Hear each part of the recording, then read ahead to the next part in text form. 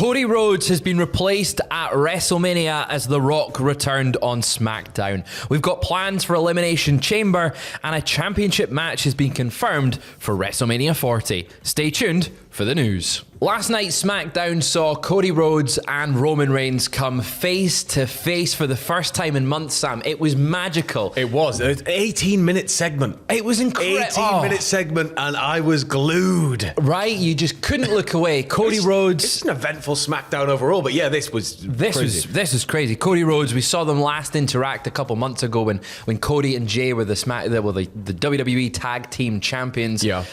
Cody Rhodes has won the Rumble. He's on track to finish his story. And it looked like he was going to reveal his WrestleMania plans on SmackDown last night. Obviously, Seth Rollins on Raw has been like, hey, Cody, do you look at this glorious title, bro? Hey, Cody, they gave me this belt because they can't take the other one off Roman, and I'm Seth Rollins, and I need something, so we're going to make it look like the old belt. It looks like the belt that was important to like your dad and all of his mates. Do you want it? I mean, his dad never won that one either. So, I know, it's not the same. It'd be like me, going like, there's a brand new Tesla, all fully spec'd out, free, completely free, and 15 grand on the passenger seat, or do you want a knackered old, VW Polo with half a chewed up packet of Polos on the passenger seat, and then Cody going, I'm going for the Polo. He's going for the Polo. Well, on last night's SmackDown, he explained to Roman that he is still coming for his title, but not at WrestleMania. He won the Royal Rumble, and he is not going for Roman Reigns at WrestleMania, but he explained to Roman that he still wants the championship, as it was the title that his father, in case you didn't know, his father's Dusty Rhodes. Yeah. His father didn't win. But Cody said he's still planning on coming for it, but not at WrestleMania. But he sought the advice of someone who Roman knows very, very well. And then out comes The Rock. That crowd, second he was like, but I've sought counsel from a few people, one of which, and you just see the entire wall of people behind Roman are all like, get up. They know what's coming next.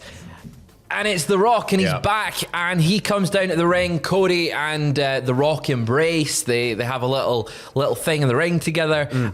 Cody walks up the ramp and out off the arena. Rock and Roman are now there. It's like The Rock whispers something or says something to Cody, and I don't know whether this is kayfabe, whether it's just a legit moment, nice moment, but Cody comes out the ring, and he kind of, he looks like he's going to tear up a little bit.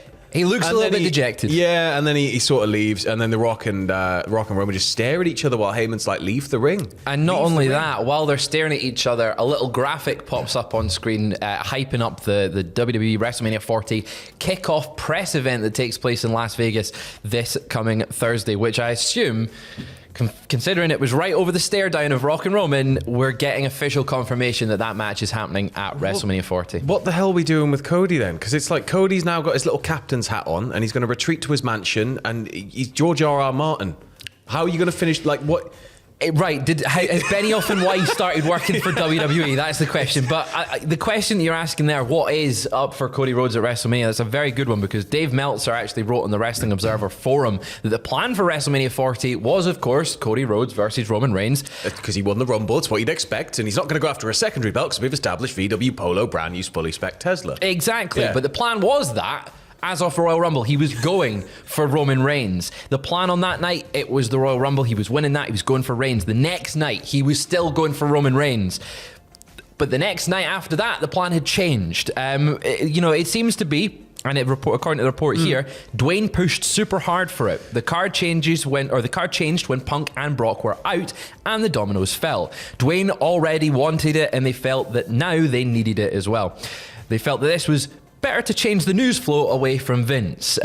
Meltzer went on to say Cody was the plan. Dwayne was going to face him later, referring to Roman. Maybe next year's Mania, maybe Saudi. And then he says, stuff happens with Vince and Punk, and Vince thing ends up worse than they thought, and they decided to change the plan. Meltzer then adds, I literally didn't know that it could change, and then I was told it was under lock. But 100% it was Punk versus Seth and Cody versus Reigns until Punk got hurt. It's got to be a hell of a problem to have. Yeah. Like, because it's not, this is like the opposite of what you'd usually expect heading into a Mania, and it's like everything's going wrong. But it's like, no, you've got The Rock, right? People, like, regardless of if you're tuning in every week and you're like, why is The Rock back? This is annoying. It's going to interrupt this whole thing with Cody. Your casual audience sees The Rock, they click the link, they pay for the network, they get their subscription, they watch The Rock. So I think that you had to pull the trigger on this at some point. Yeah. And the longer you make people wait for it, the more they're going to go, eh. So I think that if you just get The Rock out of the way with Roman first, am I annoyed it's happening at Mania and Cody's not going to finish the story? Of course. Yeah. Like, I'm really annoyed. But it's almost like this timing, just it's all gone sideways, and we're just going to have to sort of lump it. But right now, there was a report floating around yesterday that the Brock was supposed to be challenging Gunther. Yeah. And it's like, could we see Cody go after Gunther? But then that's a sidestep. I feels like a major step down. Sidestep, and like a very big sidestep. And then is it like, what's Cody going to do at Mania? It it's feels like, are we going to go after Seth? Are we going to take that and then take the other one and unify them all into one belt again? The thing with Seth makes the most sense because he's the Royal Rumble winner, so he's maybe wanting to challenge for the world title, but you had Drew maybe positioning in that spot now that Punk's gone. It feels like The Rock coming back has completely changed WrestleMania plans. We'll flip him. WrestleMania host Cody Rhodes comes out, Cody in big metal letters, and he sets fire to it. Dallas Cowboys cheerleaders, and then he beats, well in Philly. Then he beats Eric Rowan in 3 seconds. I posted on Twitter this morning that WrestleMania 30 we saw the fan favorite get inserted into the triple threat match, which included the company's champion and the Hollywood star. Will we get a repeat of that 10 years later? Because if that happens, if they've been pulling the bull over our eyes, and that, could you imagine the reaction? Will we get the groundswell of support for Cody Rhodes? The stadium will just let us know what you think. Do you think it's going to happen? Imagine the pop. I think it'd be crazy. Double down, and then Cody's music hits. Exactly. Oh my god. Get him in there, but.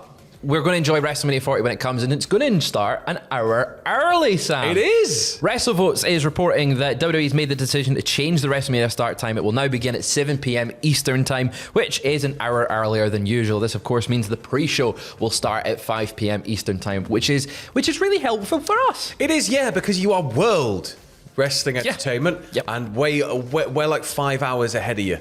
Yeah. So it's like, if you just started at 6, like we start shows at 6 sometimes. Exactly. Yeah. Do a matinee. One show that's going to be really Mania nice. starts at like 9 a.m. American time. Get out, have a lovely dinner, and then just hang out all night. Just hang out all night. Well, we're going to experience something quite like that with Elimination Chamber in a couple of weeks' time, because it's in Australia and it's starting at 9 a.m. for us. So, Sam, tell me a little bit about the plans for Elimination Chamber. Well, according to a report from the Wrestling Observer newsletter, and this should come as absolutely no surprise because she is over as all hell. Oh, yeah. Rhea Ripley is set to defend the women's title against Nia Jax at Elimination Chamber, of course, and the event will be heavily built around Ripley. Yeah, now I'm a little bit surprised she's not going to be in the chamber match herself. Yeah.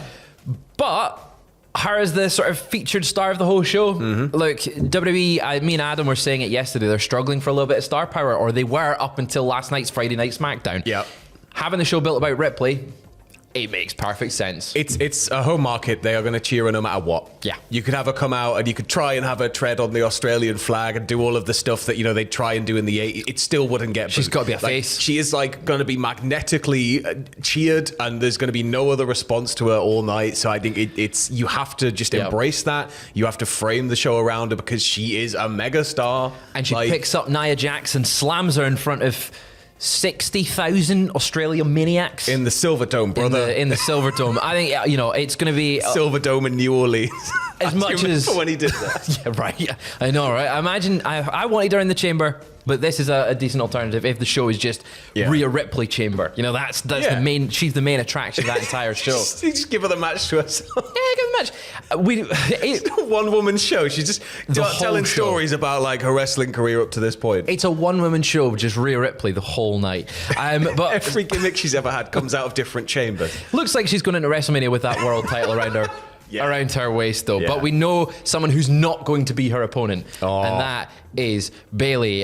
Bayley revealed her WrestleMania intentions on last night's SmackDown, which has led to the first championship match being confirmed for WrestleMania officially with a graphic. We don't have one for. There is a pin in it. It's on the board. Roman You can't take yet. it down now. You've told us it's happening. Well, she revealed in a segment along with Damage Control that she actually, in fact, knows that the rest of Damage Control have been talking negatively about her behind her back. She reveals that she's learnt Japanese and could hear every single thing they've said. Now, Japanese is a hard language to learn. There's like 3 written languages, one of which is entirely for Western words. And yeah, I've tried many times. I want a tutor. Like it's that bad. Well, you're no Bayley, Sam, because Bayley has picked it up and she knows exactly what they're saying. She turned to Io Sky and asked her why she has turned her back on Bayley. But then she was attacked by the Kabuki Warriors. They tried to beat her down, but Bayley managed to get a steel pipe and sort of keep them at bay. That, like, if you go on the gallery, it's really funny if you go like the WWE.com photo section. You click on the amazing images from the blue brand, click through, and you go all the way along to this segment, and it's all kind of back and forward, back and forward, back and forward, and then it's Bayley's just got a pipe, and it's just got a pipe. She's ready to go. And then she lays down the challenge for WrestleMania 40 with Io Sky. And it's, this is Bayley turning face. This is Bayley sort of coming back to the fans. We've not seen her as a face for many, many years. And this will be a really, really fun match. Surely, now going back to the first story with Rock versus Roman, you imagine that's main event of WrestleMania Night 2? Yeah. Which sucks that the Cody's maybe not going to be in a main event spot, but does this get that top billing WrestleMania Night 1? Potentially. You've got the Rumble winner in there. They like to do that thing though where they go, and the 7 main events for the evening are the entire card. That's true. So it's like, I'm in a main event, and you're like third on, and it could be a main event, but it might not be like a main event in the sense that it's the last thing. But at the same time, I wouldn't be, I wouldn't object to it. Yeah. And I wouldn't object to seeing Bayley win that belt because she deserves it. Well, that and putting Bayley in a spot like this again, like putting her on like a massive pedestal and just reminding everybody, hey, like, we might have not really done much with Bayley for a while, and we might have sort of dropped the ball a bit, and things have gone a bit sideways. And then this came along, and it's been really cool. I think we need to see that big statement moment for her. And I think we're going to see it at WrestleMania. I don't think we need her to start hugging and getting the wacky wave and inflatable arm flail and tube men out. But if they're going to do it again, I'm not going to object. It's got to be a Mania. If Paramore are going to play her in, there's got to be some wacky wave and inflatable arm flail and tube men. That is all we've got for video 1. We have got a lot of content coming out this weekend. So later on today, you will find our preview for WWE 2K24. Andrew got a trip down to London. He got to play a little bit about the game, and he's going to give you all his initial thoughts about that. Then, Sam, there is something we've been working on incredibly hard for the past month and a bit. Tomorrow, you've got a documentary coming at you about the Royal Rumble. I, for one, cannot wait. It's sort of about the concept of Rumbles, what makes Rumbles special. It's a very broad strokes thing, but it's the first time we've done something like this. Yeah. It's like a different type of documentary, so please check it out. And please share it and pass it around. Give it some love. Know. Give it some love. And finally, tomorrow night, we've got reactions for NXT TakeOver Vengeance Day. You're damn skippy, we did. That's going to be Ross and Jack, of the biggest NXT fans in the world, going to be watching that on Twitch. So make sure, or YouTube right here, actually, I should say. So make sure you check out that. But we'll be back YouTube.com/Cultaholic/live. And yes, back later on. We'll be back later on with more wrestling news. Bye-bye. Catch you then.